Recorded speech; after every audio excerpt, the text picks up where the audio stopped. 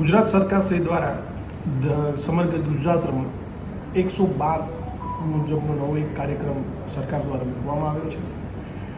તમામ જે 100 નંબર છે, 108 નંબર છે, ફાયર છે, 181 નંબર છે, જેટલી પણ જે ઓનલાઈન અને ફોન દ્વારા સેવા મેળવવામાં આવતી હતી તે તમામને એક છત્ર નીચે લાવી અને 112નો જનસંપર્ક કાર્યક્રમ નામ આપવામાં આવ્યું છે. મોરબી જિલ્લાને નવી 10 જનસંપર્ક વાહન ફાળવવામાં આવે છે. આ જે વાહનો જે છે એ વાહનો દરેક પોલીસ સ્ટેશનમાં એક એમના અગાઉથી નિર્ધારિત કરેલી જગ્યા પર એ સ્ટેન્ડ ટુ રહેશે.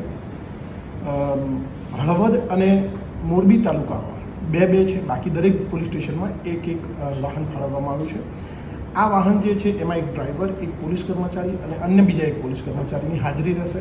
રાઉન્ડ ધ ક્લોક સેવા પર કાર્યરત રહેશે. જીઓ ફેન્સિંગ અને જીઓ લોકેશનના આધારે આ જે સેવા છે એ પૂરી પાડવામાં આવશે. તમે ક્યારથી પણ ફોન કરશો તો એ તમારી જેવી જરૂરિયાત હશે, પોલીસની જરૂરિયાત હશે, તો એ નજીકની નજીક જે વેન હશે કે પીસીઆર હશે તો એને કોલ આપશે અને એ ઓછામાં ઓછા સમયમાં ત્યાં પહોંચી અને ગુજરાતના અને મોરબીના પ્રજાને ખૂબ સારી એવી અને જલ્દી સેવા મળી રહે એ બાબતનો આ સરકારશ્રીનો પ્રયાસ છે.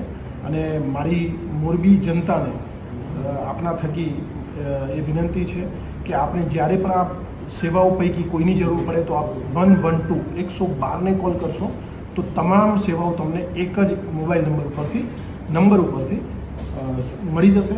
તો તમામ નાગરિકોને, આમ જનતાને મારી વિનંતી છે કે 112 નંબર હવે સેવ કરી લો અને અમે દિન રાત આપની સેવામાં તત્પર છીએ.